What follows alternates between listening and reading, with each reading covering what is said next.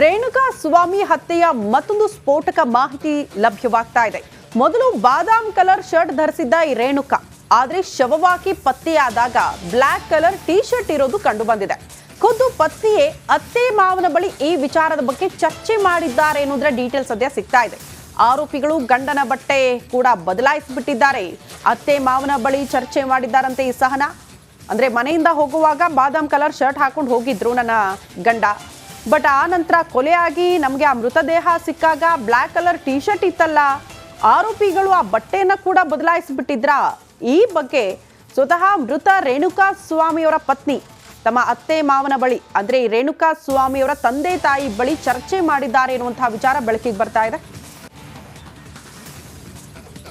So ಗಮನಿಸಬೇಕು ನಾವು, ಒಂದ್ ಕಡೆ ಸಿಸಿಟಿವಿ ದೃಶ್ಯ, ಅವ್ರು ಯಾವಾಗ ಮೆಡಿಕಲ್ ಶಾಪ್ ನಿಂದ ಎಕ್ಸಿಟ್ ಆದ್ರು ರೇಣುಕಾ ಸ್ವಾಮಿ ಯಾವ ದಿನ ಅನ್ನೋದನ್ನ ಕೂಡ ಗಮನಿಸ್ತಾ ಇದ್ವಿ. ಬಟ್ ಮನೆಯಿಂದ ಆಚೆ ಹೋಗಿದ್ರಲ್ಲ, ತಡವಾಗಿ ಬರ್ತೀನಿ, ನಾನು ಸ್ವಲ್ಪ ಲೇಟ್ ಆಗುತ್ತೆ ಅಂತ ಹೇಳೋದಂತ ರೇಣುಕಾ ಸ್ವಾಮಿ ಕೊನೆಗೆ ಸಿಕ್ಕಿದ್ದು ಮೃತದೇಹವಾಗಿ. ಬಟ್ ಅವರ ಪತ್ನಿ ಒಂದು ಅನುಮಾನ ವ್ಯಕ್ತಪಡಿಸ್ತಾ ಇರೋದು, ಮನೆಯಿಂದ ಹೋಗುವಾಗ ಬಾದಾಮ್ ಕಲರ್ ಶರ್ಟ್ ಹಾಕೊಂಡು ಹೋಗಿದ್ರು, ಬಟ್ ಅಲ್ಲಿ ಮೃತದೇಹವಾಗಿ ಪತ್ತೆಯಾದಂತಹ ಸಂದರ್ಭದಲ್ಲಿ, ಶವವಾಗಿ ಪತ್ತೆಯಾದಂತಹ ಸಂದರ್ಭದಲ್ಲಿ ಬ್ಲಾಕ್ ಕಲರ್ ಟಿ ಶರ್ಟ್ ಇತ್ತು ಅವರ ಮೈ ಮೇಲೆ ಅನ್ನುವಂತಹ ವಿಚಾರವನ್ನ ತಮ್ಮ ಅತ್ತೆ ಮಾವನ ಬಳಿ ಈ ಬಗ್ಗೆ ಚರ್ಚೆ ಮಾಡಿದ್ದಾರಂತೆ.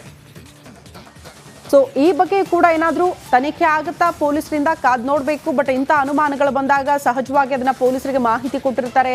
ಆ ಆಯಾಮದಲ್ಲೂ ಕೂಡ ಪೊಲೀಸರು ವಿಚಾರಣೆ ಮಾಡುವಂತ ಸಾಧ್ಯತೆಗಳು ಕೂಡ ಇರುತ್ತೆ. ಅಂದ್ರೆ ಎಲ್ಲಿಂದ ಎಲ್ಲಿ ಕರ್ಕೊಂಡು ಹೋದ್ರು, ಯಾವಾಗ ಬಟ್ಟೆ ಬದಲಾಯಿಸಿದ್ರು, ಯಾವ ರೀತಿ ಚಿತ್ರಹಿಂಸೆ ಕೊಟ್ರು, ಹೇಗೆ ಕೊಲೆ ಆಯಿತು, ಬಳಕೆ ಆಗಿರುವಂತಹ ವೆಪನ್ಸ್, ಈ ಎಲ್ಲದರ ಬಗ್ಗೆ ಕೂಡ ಪ್ರಶ್ನೆ ಮಾಡಲಾಗುತ್ತೆ ಸಹಜವಾಗಿ ಆರೋಪಿಗಳಿಗೆ.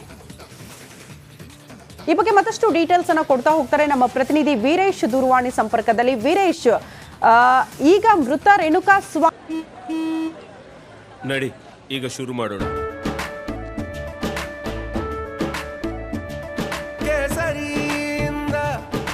ಮನೋಲ್ಲಾಸ ಮನಸ್ಸು ಮತ್ತೇರಿ ಕುಣಿದಾಡಿದೆ ನೋಡು, ಮನಸ್ಸು ಮತ್ತೇರಿ ಕುಣಿದಾಡಿದೆ ನೋಡು. ಕ್ಷಣ ಕ್ಷಣವೂ ಆಚರಿಸಿ ಕೇಸರಿ ಹಬ್ಬ. ವಿಮಲ್ ಬಾಯಲ್ಲಿ ಹೇಳಿ ಕೇಸರಿ. ಸ್ವಾಮಿಯವರ ಬಟ್ಟೆ ವಿಚಾರಕ್ಕೆ ಸಂಬಂಧಪಟ್ಟಂತೆ ಅವರ ಪತ್ನಿ ಅನುಮಾನ ವ್ಯಕ್ತಪಡಿಸಿದ್ದಾರೆ ಅಂತ ಏನ್ ಹೇಳ್ತಿದ್ದಾರೆ, ಏನಂತ ಅವರ ಅನುಮಾನ?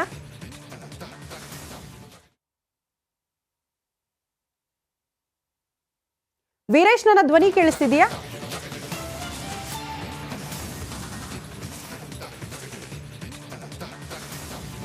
ಓಕೆ, ಸಂಪರ್ಕ ಸಾಧ್ಯ ಆಗ್ತಾ ಇಲ್ಲ.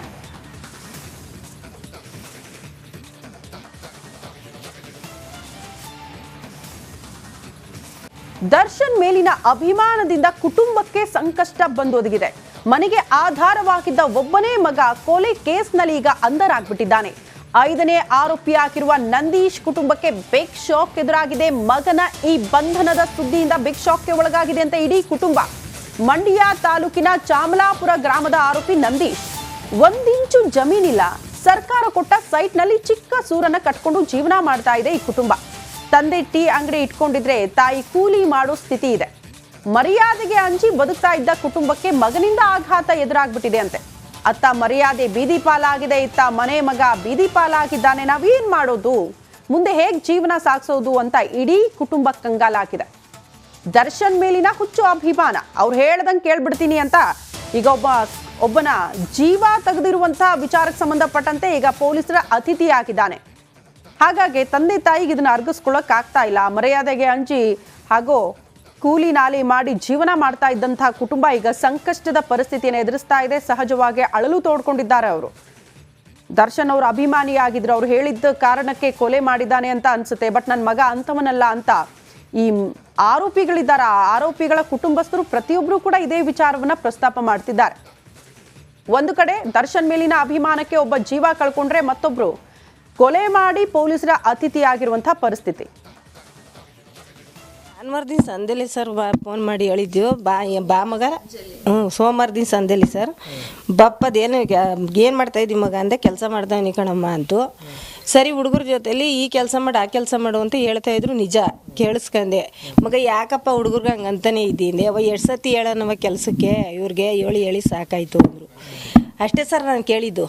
ಅಂದರೆ ಮಾಮೂಲಿ ಮುದ್ದೆ ಕಟ್ಟಬೇಕಾಗಿತ್ತು, ಮಾಮೂಲಿ ಮುದ್ದೆ ಕಟ್ಟೋಕ್ಕೆ ನಾನು ಬಂದ್ಬಿಟ್ಟು ಆಯಿತು ಮಾಡಪ್ಪ ಅಂದ್ಬಿಟ್ಟು ಇವರು 9:15 ಮಾಡವ್ರೆ, ಅಂಗಡಿಲಿ ಇದ್ರಲ್ಲ ಅಂಗಡಿ ತಾವು ಮಾಡವ್ರೆ. ಮಾಡಿದಾಗ ಹೇಳಿದ್ರಂತೆ, ಯಪ್ಪ ಎಲ್ಲಿದ್ಯಪ್ಪ ಅಂದದಕ್ಕೆ, ಅಪ್ಪ ಊಟಕ್ಕೆ ಹೋಗ್ತಾ ಇದ್ದೀನಪ್ಪ, ಕೆಲಸ ಮುಗೀತು ಅಂತ ಹೇಳಿದ್ರಂತೆ ಇವರು. ಅಷ್ಟು ಬಿಟ್ಟು ನೀನು ಸಾಕಾಗ್ದು ಏನು ಮಾಡೋದು ಸರ್, ನಮ್ಗೆ ಹೆದರಿಕೆ ಆಗಲಿವ ಸರ್. ಇರೋ ನಮ್ಮ ಮಗ ಹಿಂಗೆ ಯಾಕೆ ತಗೊಳಕೋದ್ರು, ಕೂಲಿ ಮಾಡಿ ಸಾಕಿರೋದು ಸರ್. ನಾನು ಯಾಕೆ ತಮ್ಮ ಹಿಂಗೆ ಮಾಡೋರು ಅಂದ್ರೆ ನನಗೆ ಗೊತ್ತಾಗಲ್ವ ಸರ್. ಹೆದರಿಕೆ ನನಗೆ ಸರ್. ಯಾವತ್ತೂ ಅವನಿಗೆ ಕಸಬ ಮಾಡಿ ಚಾಮಲಾಪುರದಲ್ಲಿ ಅಂದಿದ್ರೆ ನನಗೆ ಭಯ ಇರ್ತಿರ್ಲಿಲ್ಲ ಸರ್. ಯಾವತ್ತೂ ಆ ಕೆಲಸ ಮಾಡ್ದನಲ್ಲ ಸರ್ ಅವನು. ನನಗೇನೇ ಭಯ ಆಗಲ್ವ ಸರ್. ನನಗೆ ಅವರೇ ಹೊತ್ಕೊಂಡಿದ್ದಾರೆ ಸರ್. ನಂದು ಏನು ಇರಲಿಲ್ಲ ಸರ್. ನನ್ನ